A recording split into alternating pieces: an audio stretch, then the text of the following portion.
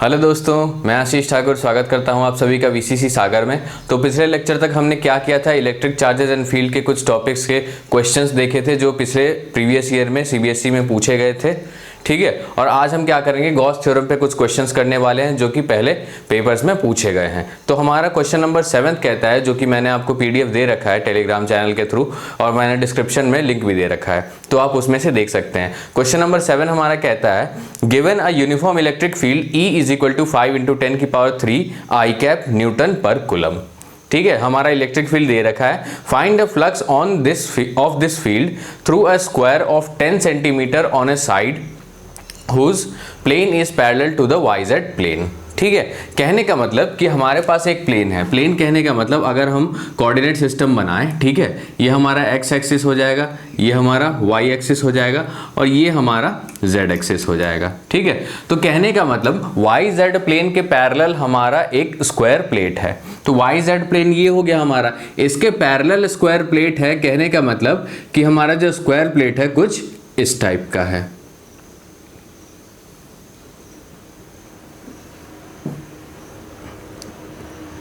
ये हमारा square plate है।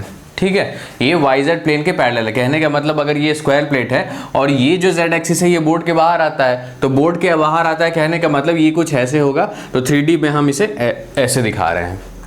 ठीक है, तो अब इलेक्ट्रिक फील्ड हमें दे रखा है E is equal to 5 × 10⁻³ I cap. तो क्या दे रखा है, E is equal to 3 × 5 × 10⁻³ I cap newton per coulomb.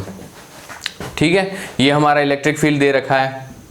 तो अब क्या है, पूछ रखा है कि फ्लक्स कितना होगा। अगर ये स्क्वायर का साइड क्या है, 10 सेंटीमीटर है। 10 सेंटीमीटर कहने का मतलब 0.1 मीटर, क्योंकि हम सबको क्या करते हैं, SI यूनिट में कन्वर्ट करते हैं। तो स्क्वायर का साइड हमें दे रखा, मतलब हमें पता है कि हम एरिया निकाल सकते हैं। और फ्लक्स के बारे में मैंने फॉर्मूला बताया था कि फाई इज इक्वल टू क्या होता है, E.A। ठीक है, ये मैंने बताया था, या फिर E.ds भी कर सकते हैं। ठीक है, जैसे आपको सही लगे। ठीक है, तो ये मैंने यहाँ पे 0.1 मीटर्स लिखा है। ये स्क्वायर का साइड है, तो स्क्वायर का साइड मिल गया, मतलब हमें स्क्वायर का एरिया मिल गया और इलेक्ट्रिक फील्ड हमारा दे रखा है। ठीक है, अब हमें क्या करना है, क्योंकि ये YZ प्लेन के पैरेलल है और यहाँ पे क्या है, इलेक्ट्रिक फील्ड में I कैप दे रखा है। I कैप दे रखा है, कहने का मतलब जो हमारा इलेक्ट्रिक फील्ड का डायरेक्शन है वो कुछ ये डायरेक्शन है। ठीक है, ये हमारा इलेक्ट्रिक फील्ड का डायरेक्शन हो गया।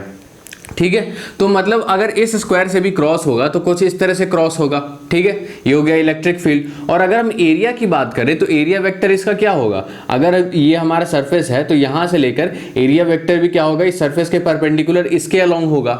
ठीक है, कहने का मतलब कि एरिया वेक्टर, ठीक है, ये जो ds है, ठीक है, इसके पैरेलल है और theta is equal to 0 degree होगा।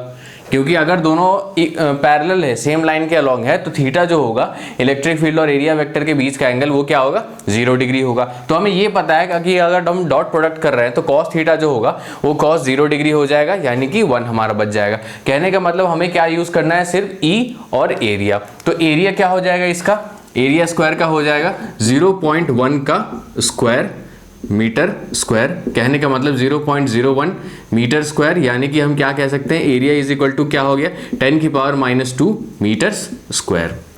ठीक है, ये हमारा एरिया हो गया। इलेक्ट्रिक फील्ड दे रखा है तो फाई हम सिंपली निकाल सकते हैं, E.da मतलब E.A cos 0 degree. cos 0 degree 1 होता है, तो E.A बचा। E.A मतलब E हमारा क्या है, 5 × 10⁻³ इंटू एरिया कितना है, 10⁻⁻²। ठीक है, तो 10⁻⁻² है और इसकी यूनिट क्या थी, न्यूटन पर कूलम, और ये 10⁻² क्या है, मीटर स्क्वायर।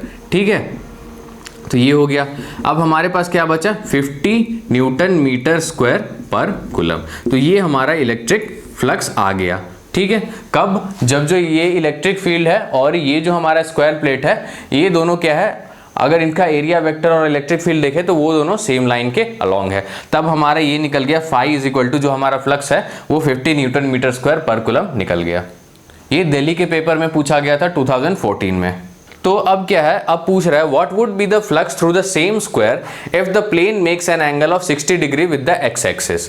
अब क्या कह रहा है कि अगर ये जो प्लेन है हमारा स्क्वायर प्लेन, ठीक है, ये एक्स एक्सिस से अगर 30 डिग्री बनाएगा तब हमारा इलेक्ट्रिक फ्लक्स क्या होगा। तो अब हम क्या कर सकते हैं, अगर हम सिर्फ इसको लेके चले, एक्स और वाई एक्सिस को लेकर चले, ठीक है, तो इसमें हमारा क्या दिखेगा, जो हमारा प्लेट है वो कुछ ऐसा दिखेगा। कब, जब ये वाई जेड प्लेन के पैरेलल है, ठीक है।